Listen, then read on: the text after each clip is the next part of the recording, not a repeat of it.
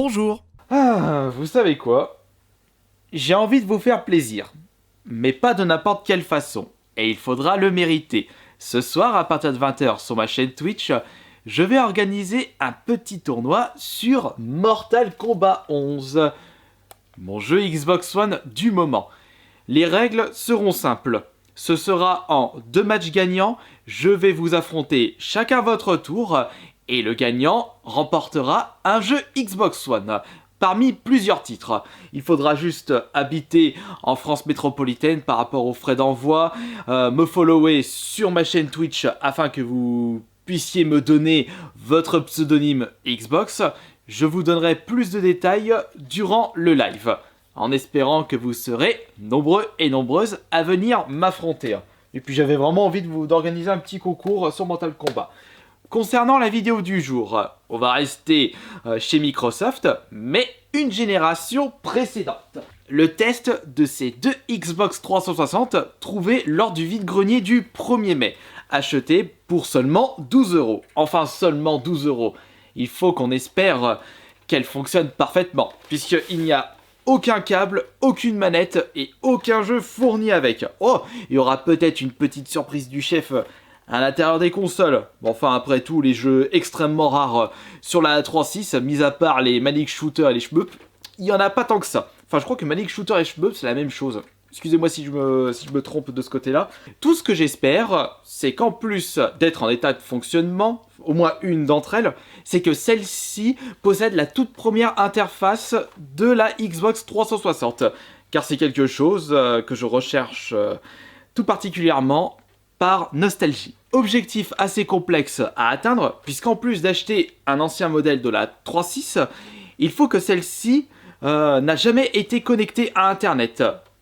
Si tel est le cas, jamais la mise à jour a été téléchargée et on peut espérer une toute première interface. J'espère que ce sera le cas pour l'une d'entre elles.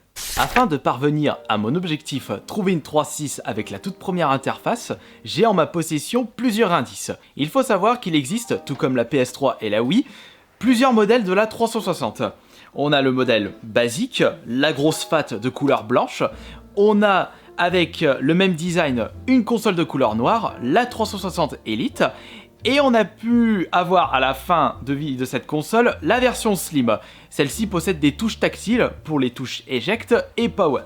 Il faut également savoir qu'à partir de la S, on peut être sûr que cette console ne possède pas la toute première interface par rapport à sa date de sortie. Mais concernant les modèles blanches, on peut espérer trouver la toute première interface. C'est vrai que si je trouve vraiment le tout premier modèle de cette console, celle qui est dépourvue de sortie HDMI et de port pour mettre un disque dur, alors là, mes chances pour trouver la toute première interface sont largement augmentées. Ce qui n'est pas le cas pour ces deux 360. Je pense qu'il doit avoir le modèle arcade dans ces deux-là. Et l'autre modèle, je sais pas c'est quel modèle exact, puisqu'on peut déjà voir une petite différence.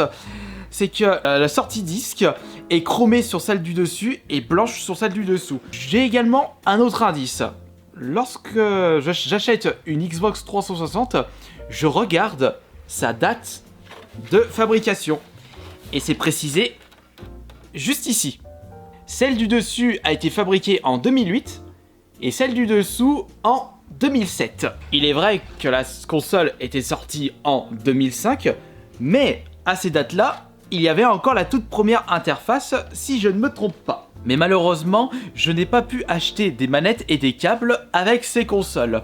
C'est pour cela que j'ai ressorti une 360 que j'avais pu tester lors d'une précédente vidéo test de console trouvée en vide-grenier. Une qui est en mauvais état, jaunie sur la face avant. Et d'ailleurs, on va regarder de suite un petit détail que je n'avais pas regardé auparavant, c'est sa date de fabrication. Ah bah, celle-ci est plus récente. Elle a été fabriquée en 2009. Et malheureusement, je ne peux pas récupérer le bloc d'alimentation de ma 3.6 Slim, puisque ce n'est pas le même que les versions FAT.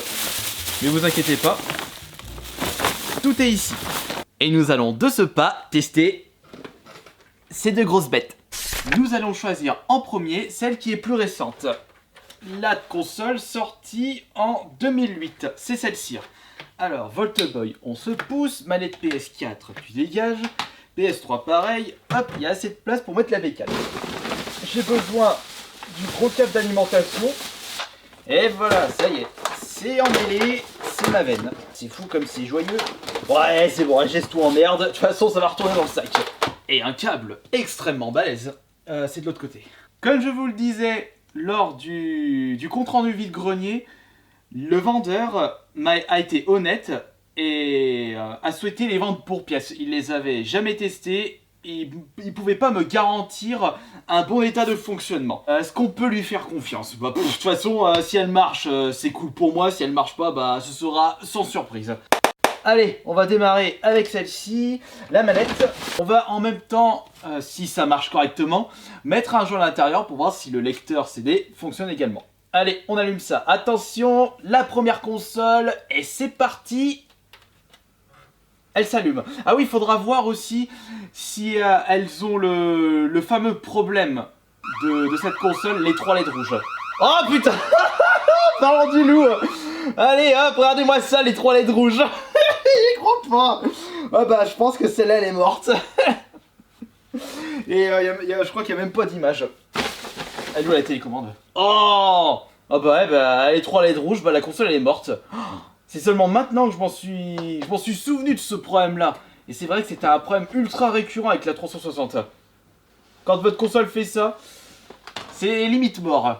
Je pense qu'il existe des tutos sur internet pour réparer ce problème-là, mais... Est-ce que je peux au moins ouvrir le lecteur? Je peux au moins l'ouvrir. Mais j'ai aucun signal sur la télé. Ah, ça commence fort. 5 € foutus en l'air, puisqu'il m'a vendu la console sans disque dur à 5 €. Et celle-ci, il me l'a vendue à 7 €, puisqu'il y a un disque dur. Et pourtant, celle qu'on avait achetée précédemment, elle avait pas fait les 3 LED rouges.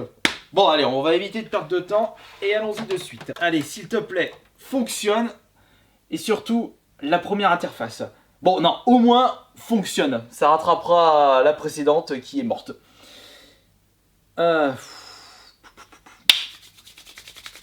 Allez, vous êtes prêts?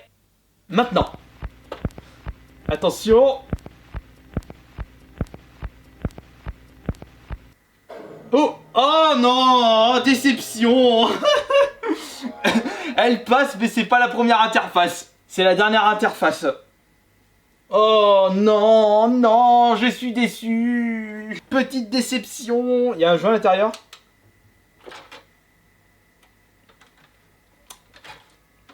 Bon, le lecteur a un souci, il suffit que je tire un petit coup. On va mettre un jeu dedans. Ah, il y a Dead Space 3. Oh, il n'y a plus de batterie, merde. Bon, au moins, le jeu fonctionne là, sur cette console. Par contre, elle fait un boucan. Normal. Alors, je voudrais voir le profil de la personne. Il a fait 5000 points de succès. J'en suis à 220 000 et des brouettes. Mais à quoi il a joué sur cette console? Oh, il a joué à Dead Space 3. Oh, incroyable, il a débloqué 0 succès. Mais non, mais je suis con parce que j'ai juste démarré. On a Assassin's Creed 4, le GTA 5, le Black Ops 2. Oh, Spec Ops The Line. Ouais, mais il a à peine joué. Il a juste débloqué les premiers succès. Il a pas apprécié le jeu. Pourtant, si vous devez choisir pour le mode solo entre un Call of Duty et un Spec Ops The Line, mais jouez à Spec Ops The Line. Bon, c'est pas un FPS, c'est un TPS. Nous avons le Modern Warfare 3, GTA 4, Max Payne, Black Ops, Modern Warfare 2, Battlefield, Assassin's Creed, Call of 4. Quoi, Call of Juarez? Mais encore une fois, c'est un bon petit jeu à faire celui-ci. En plus, c'est le Bonnie Block, donc c'est le 2. Mais je vois qu'un seul succès débloqué. Ah bah, il pensait qu'il allait jouer un excellent jeu comme Call of Duty, il a été déçu et hop, il a dégagé le jeu. MXATV, Far Cry 2. Ah, par contre, il a terminé Far Cry 2. Willman, il est sympathique celui-là. Exit, Rainbow Six, Assassin's Creed, Grom, Midnight, Halo 3. 2-3 succès sur Halo 3. Alors, comme je le disais, le problème, c'est on a souvent ce cas de figure. Les personnes, mis à part Call of Duty, Battlefield et GTA et un petit peu Assassin's Creed, il reste plus grand chose. Et nous avons en prix de consolation une console qui fonctionne parfaitement. Mais une console sans câble et sans manette. Bon après, 12 €, Ça peut aller pour une 3.6 nue en état de marche. Mais c'est dommage parce que j'ai pas toujours atteint mon objectif de la toute première interface. Et si ça se trouve, il devait peut-être avoir la première interface sur celle avec les 3 LED rouges. Mais non, j'ai pas eu cette chance. Je peux également, pour atteindre cet objectif, tricher un petit peu et acheter un pack neuf de la première 3.6. Mais bon, allez trouver ça. Et surtout, c'est pas aux alentours de 100 euros, c'est plus vers les 400-500 euros. Et il faut espérer qu'elle fonctionne parfaitement. J'irai quand même vérifier sur internet comment on peut virer ces 3 LED rouges. Mais sachant que je suis très mauvais dans le bricolage de console, c'est pas gagné d'avance. Enfin, j'espère tout de même que cette nouvelle vidéo vous aura plu. Un petit prix de consolation pour ces deux Xbox 360. Et on se retrouve ce soir pour le tournoi Mortal Kombat 11 et demain pour la prochaine vidéo. Ciao!